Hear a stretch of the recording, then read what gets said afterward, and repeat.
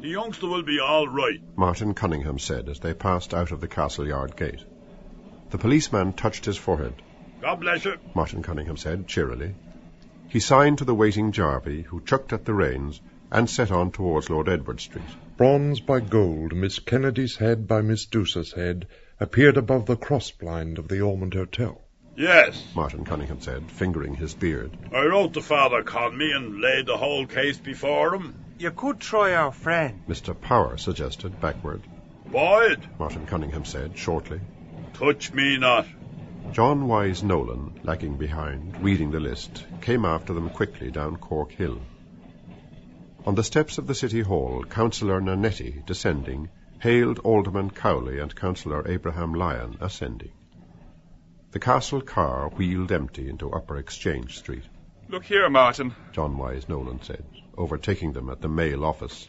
I see Bloom put his name down for 5 shillings. Quite right. Martin Cunningham said, taking the list. And put down the 5 shillings too. Without a second word either. Mr. Power said. Strange but true, Martin Cunningham added. John Wise Nolan opened wide eyes. I'll say there is much kindness in the Jew, he quoted elegantly. They went down Parliament Street. There's Jimmy Henry. Mr. Power said. Just heading for Cavaness. Right out. Martin Cunningham said. Here goes. Outside La Maison Claire, Blazes Boylan waylaid Jack Mooney's brother-in-law, Humpy, tight, making for the Liberties. John Wise Nolan fell back with Mr. Power, while Martin Cunningham took the elbow of a dapper little man in a shower of hail suit, who walked uncertainly with hasty steps past Mickey Anderson's watches. The assistant town clerk's corns are giving him some trouble, John Wise Nolan told Mr. Power. They followed round the corner towards James Kavanagh's wine rooms. The empty castle car fronted them at rest in Essex Gate. Martin Cunningham, speaking always, showed often the list at which Jimmy Henry did not glance. And Long John Fanning is here too, John Wise Nolan said. as large as life. The tall form of Long John Fanning filled the doorway where he stood. Good day, Mr. Sub-Sheriff, Martin Cunningham said, as all halted and greeted. Long John Fanning made no way for them. He removed his large Henry Clay decisively, and his large, fierce eyes scowled intelligently over all their faces. Are the conscript fathers pursuing their peaceful deliberations? He said, with rich, acrid utterance, to the assistant town clerk. Hell open to Christians they were having, Jimmy Henry said pettishly. about their damned Irish language. Where was the marshal? He wanted to know. To keep order in the council chamber. And old Barlow the mace-bearer laid up with asthma. No mace on the table, nothing in order, no quorum even. And Hutchinson the Lord Mayor in Clondudno, and little Larkin Sherlock doing locum tenens for him. Damned Irish language of our forefathers. Long John Fanning blew a plume of smoke from his lips. Martin Cunningham spoke by turns, twirling the peak of his beard, to the assistant town clerk and the sub-sheriff, while John Wise Nolan held his peace. What dignum was that? Long John Fanning asked. Jimmy Henry made a grimace and lifted his left foot. Oh, my corns! He said plaintively. Come upstairs, for goodness sake, till I sit down somewhere. Mind! Testily he made room for himself beside Long John Fanning's flank, and passed in and up the stairs. Come on up. Martin Cunningham said to the sub-sheriff. I don't think you knew him, or perhaps you did, though. With John Wise Nolan, Mr. Power followed them in. Decent little soul he was. Mr. Power said to the stalwart back of Long John Fanning, ascending towards Long John Fanning in the mirror. Rather low-sized Dignam of Menton's office, that was, Martin Cunningham said. Long John Fanning could not remember him. Clatter of horse hoofs sounded from the air. What's that? Martin Cunningham said. All turned where they stood. John Wise Nolan came down again. From the cool shadow of the doorway he saw the horses pass Parliament Street, harness and glossy pasterns in sunlight shimmering. Gaily they went past before his cool, unfriendly eyes, not quickly. In saddles of the leaders, leaping leaders, rode outriders. What was it? Martin Cunningham asked as they went on up the staircase. The Lord Lieutenant General and General Governor of Ireland. John Wise Nolan answered from the stairfoot. As they trod across the thick carpet, Buck Mulligan whispered behind his Panama to Haines. Parnell's brother, there in the corner. They chose a small table near the window, opposite a long-faced man whose beard and gaze hung intently down on a chessboard. Is that he? Haines asked, twisting round in his seat. Yes, Mulligan said. That's John Howard, his brother, our city marshal. John Howard Parnell translated a white bishop quietly, and his grey claw went up again to his forehead, whereat it rested. An instant after, under its screen, his eyes looked quickly ghost-bright at his foe, and fell once more upon a working corner.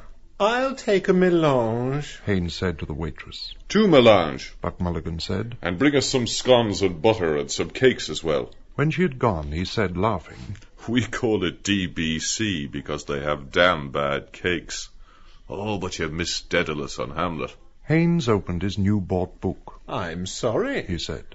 "Shakespeare is the happy hunting ground of all minds that have lost their balance." The one-legged sailor growled at the area of 14 Nelson Street. England expects. Buck Mulligan's primrose waistcoat shook gaily to his laughter. You should see him, he said, when his body loses its balance.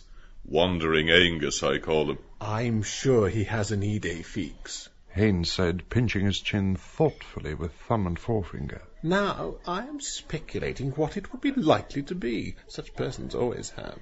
Buck Mulligan bent across the table gravely. They drove his wits astray by visions of hell. He will never capture the Attic note. The note of Swinburne, of all poets, the White Death and the Ruddy Birth. That is his tragedy. He can never be a poet. The joy of creation. "Eternal punishment," Haines said, nodding curtly. "I see. I tackled him this morning on belief. There was something on his mind, I saw. It's rather interesting, because Professor Bocconi of Vienna makes an interesting point out of that." Buck Mulligan's watchful eyes saw the waitress come. He helped her to unload her tray. "He can find no trace of hell in ancient Irish myth," Haines said, amid the cheerful cups. "The moral idea seems lacking. The sense of destiny, of retribution. Rather strange he should have just that fixed idea. Does he write anything for your movement?" He sank 2 lumps of sugar deftly, longwise, through the whipped cream. Buck Mulligan slit a steaming scone in 2 and plastered butter over its smoking pith. He bit off a piece hungrily. 10 years, he said, chewing and laughing. He is going to write something in 10 years. "Seems a long way off," Haines said thoughtfully, lifting his spoon. "Still, I shouldn't wonder if he did after all."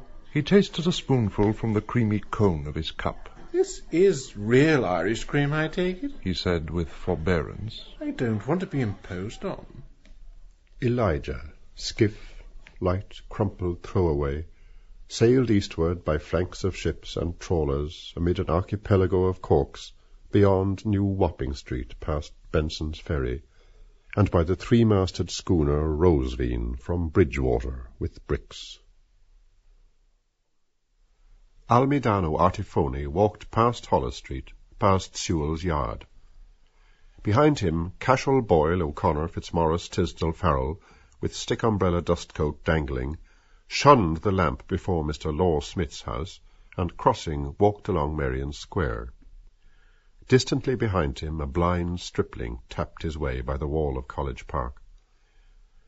Cashel, Boyle, O'Connor, Fitzmaurice, Tisdall, Farrell walked as far as Mr. Lewis Werner's cheerful windows, then turned and strode back along Merrion Square, his stick-umbrella dustcoat dangling. At the corner of Wilde's he halted, frowned at Elijah's name announced on the Metropolitan Hall, frowned at the distant pleasance of Duke's Lawn. His eyeglass flashed, frowning in the sun. With the rat's teeth bared, he muttered, "Correctus volui." He strode on for Clare Street, grinding his fierce word. As he strode past Mr. Bloom's dental windows, the sway of his dustcoat brushed rudely from its angle a slender tapping cane, and swept onwards, having buffeted a thewless body. The blind stripling turned his sickly face after the striding form. "God's curse on you," he said sourly. "whoever you are. You're blinder than I am, you bitch's bastard. Opposite Ruggy O'Donoghue's, Master Patrick Aloysius Dignam, pawing the £1.5 of mangans, late fernbacks, pork steaks he had been sent for, went along warm Wicklow Street, dawdling. It was too blooming dull, sitting in the parlour with Mrs. Stower and Mrs. Quigley and Mrs. McDowell, and the blind down, and they all let their sniffles, and sipping sups of the superior tawny sherry Uncle Barney brought from Tunney's, and eating crumbs of the cottage fruit cake, joying the whole blooming time, and sighing. After Wicklow Lane, the window of Madame Doyle, court-dress milliner, stopped him. He stood looking in at the two puckers, stripped to their pelts and putting up their props. From the side mirrors, 2 mourning Masters Dignam gaped silently. Moila Kyo, Dublin's pet lamb, will meet Sergeant Major Bennett, the Portobello bruiser, for a purse of 50 sovereigns. God, that'd be a good pucking match to see. Moila Kyo, that's the chap sparring out to him with the green sash. 2 bar entrance, soldiers half price. I could easy do a bunk on Ma. Master Dignam on his left turned as he turned. That's me in mourning. When is it? May the 22nd. Sure, the blooming thing is all over. He turned to the right, and on his right Master Dignam turned, his cap awry, his collar sticking up. Buttoning it down, his chin lifted, he saw the image of Mary Kendall, charming soubrette, beside the 2 puckers. One of them mutts that do be in the packets of fags Store smokes, that his old fellow welted hell out of him for one time he found out. Master Dignam got his collar down and dawdled on. The best pucker going for strength was Fitzsimon's. 1 puck in the wind from that fellow would knock you into the middle of next week, man. But the best pucker for science was Jem Corbett before Fitzsimon's knocked the stuffings out of him, dodging and all. In Grafton Street, Master Dignam saw a red flower in a toff's mouth. And a swell pair of kicks on him, and he listening to what the drunk was telling him, and grinning all the time. No Sandymount tram. Master Dignam walked along Nassau Street, shifted the pork steaks to his other hand. His collar sprang up again, and he tugged it down. The blooming stud was too small for the buttonhole of the shirt. Blooming end to it. He met schoolboys with satchels. I'm not going tomorrow either. Stay away till Monday. He met other schoolboys. Do they notice I'm in mourning? Uncle Barney said he'd get it into the paper tonight. Then they'll all see it in the paper and read my name printed in Pa's name. His face got all grey instead of being red like it was, and there was a fly walking over it up to his eye. The scrunch that was when they were screwing the screws into the coffin, and the bumps when they were bringing it downstairs. Pa was inside it, and Ma crying in the parlour, and Uncle Barney telling the men how to get it round the bend. A big coffin it was, and high and heavy looking. How was that? The last night Pa was boozed, he was standing on the landing there bawling out for his boots to go out to Tunney's for to booze more. And he looked butty and short in his shirt. Never see him again. Death, that is. Pa's dead. My father is dead. He told me to be a good son to Ma. I couldn't hear the other things he said, but I saw his tongue and his teeth trying to say it better. Poor Pa. That was Mr. Dignam, my father. I hope he's in purgatory now, because he went to confession to Father Conroy on Saturday night.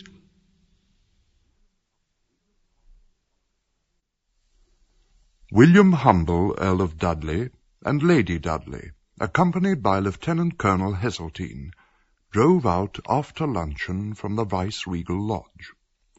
In the following carriage were the Honourable Mrs. Paget, Mr. Corsey, and the Honourable Gerald Ward, A.D.C., in attendance. The cavalcade passed out by the lower gate of Phoenix Park, saluted by obsequious policemen, and proceeded past King's Bridge along the northern quays. The Viceroy was most cordially greeted on his way through the metropolis. At Bloody Bridge, Mr. Thomas Kernan, beyond the river, greeted him vainly from afar. between Queen's and Whitworth bridges, Lord Dudley's viceregal carriages passed and were unsaluted by Mr. Dudley White, B.L.M.A., who stood on Arran Quay outside Mrs. M.E. White's, the pawnbroker's, at the corner of Arran Street West, stroking his nose with his forefinger, undecided whether he should arrive at Phibsborough more quickly by a triple change of tram, or by hailing a car, or on foot through Smithfield, Constitution Hill, and Broadstone Terminus. In the porch of Forecourts, Richie Goulding, with the costs bag of Goulding, Collis and Ward, saw him with surprise. Past Richmond Bridge, at the doorstep of the office of Reuben J. Dodd, solicitor, agent for the Patriotic Insurance Company, an elderly female about to enter changed her plan, and retracing her steps by King's windows, smiled credulously on the representative of His Majesty. From its sluice in Wood Quay Wall under Tom Devan's office, Poddle River hung out in fealty, a tongue of liquid sewage. Above the cross-blind of the Ormond Hotel, gold by bronze, Miss Kennedy's head by Miss Douce's head, watched and admired. On Ormond Quay, Mr. Simon Dedalus, steering his way from the greenhouse for the sub-sheriff's office, stood still in mid-street and brought his hat low. His Excellency graciously returned Mr. Dedalus's greeting. From Carl's Corner, the Reverend Hugh C. Love, M.A., made obeisance unperceived, mindful of lords deputies whose hands benignant had held of yore rich advowsons. On Grattan Bridge, Lenihan and McCoy, taking leave of each other, watched the carriages go by. Passing by Roger Green's office and Dollard's big red printing house, Gertie MacDowell, carrying the Catesby's cork lino letters for her father who was laid up, knew by the style it was the Lord and Lady Lieutenant, but she couldn't see what Her Excellency had on, because the tram and Spring's big yellow furniture van had to stop in front of her on account of its being the Lord Lieutenant.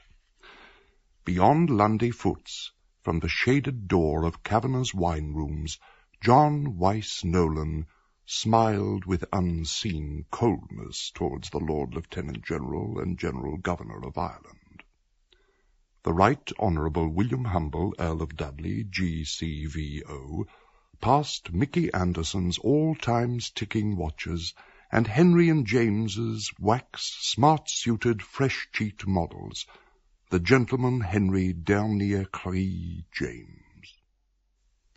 Over against Dame Gate, Tom Rochford and Nosey Flynn watched the approach of the cavalcade.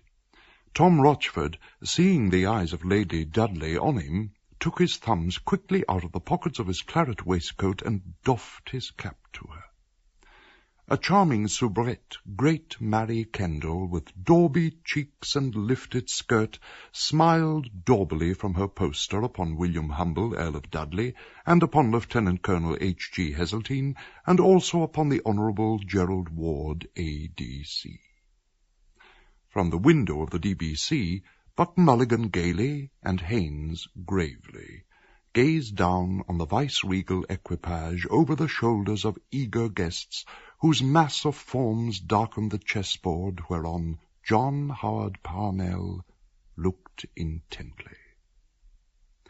In Founsey Street, Dilly Dedalus, straining her sight upward from Chardonnel's first French primer, saw sunshades spanned and wheel-spokes spinning in the glare.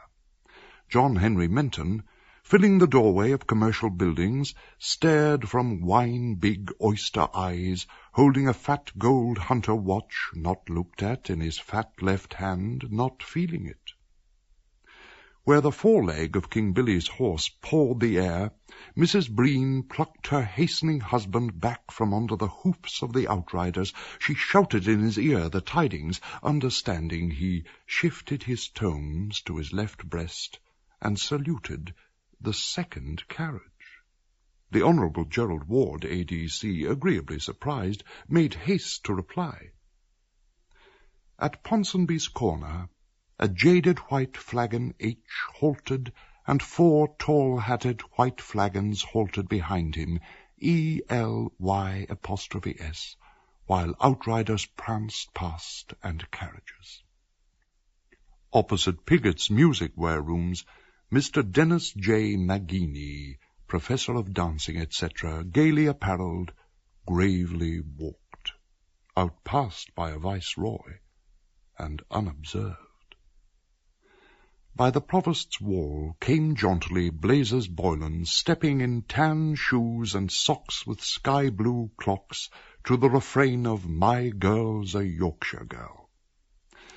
Blazes Boylan presented to the leaders sky-blue frontlets and high action, a sky-blue tie, a wide-brimmed straw hat at a rakish angle, and a suit of indigo serge. His hands in his jacket pockets forgot to salute, but he offered to the 3 ladies the bold admiration of his eyes and the red flower between his lips. As they drove along Nassau Street, His Excellency drew the attention of his bowing consort to the programme of music which was being discoursed in College Park. Unseen brazen Highland laddies blared and drum-thumped after the cortege. But though she's a factory lass, and wears no fancy clothes, bara-boom, yet I've a sort of a Yorkshire relish for my little Yorkshire rose, bara-boom. Thither of the wall the quarter-mile flat handicappers, M.C. Green, H. Thrift, T.M. Patey, C. Scaife, J.B. Jeffs, G.N. Morphy, F. Stevenson, C. Adderley, and W.C. Huggard started in pursuit. Striding past Finn's Hotel, Cashel, Boyle, O'Connor, Fitzmaurice, Tisdall, Farrell stared through a fierce eyeglass across the carriages at the head of Mr. E.M. Solomons in the window of the Austro-Hungarian Vice-Consulate. Deep in Leinster Street, by Trinity's postern, a loyal Kingsman hornblower touched his tally-ho cap. As the glossy horses pranced by Merrion Square, Master Patrick Aloysius Dignam, waiting, saw salutes being given to the gent with the topper, and raised also his new black cap, with fingers greased by pork-steak paper. His collar, too, sprang up. The Viceroy, on his way to inaugurate the Mirus Bazaar in aid of funds for Mercer's Hospital, drove with his following towards Lower Mount Street. He passed a blind stripling opposite Broadbent's. In Lower Mount Street, a pedestrian in a brown mackintosh eating dry bread passed swiftly and unscathed across the Viceroy's path. At the Royal Canal Bridge, from his hoarding, Mr. Eugene Stratton, his blub lips a-grin, bade all comers welcome to Pembroke Township. At Haddington Road corner, 2 sanded women halted themselves, an umbrella and a bag in which 11 cockles rolled, to view with wonder the Lord Mayor and Lady Mayoress without his golden chain. On Northumberland and Lansdowne roads, His Excellency acknowledged punctually salutes from rare male walkers. The salute of 2 small schoolboys at the garden gate of the house, said to have been admired by the late Queen when visiting the Irish capital with her husband the Prince Consort in 1849, and the salute of Almidano Attifoni's sturdy trousers, swallowed by a closing door.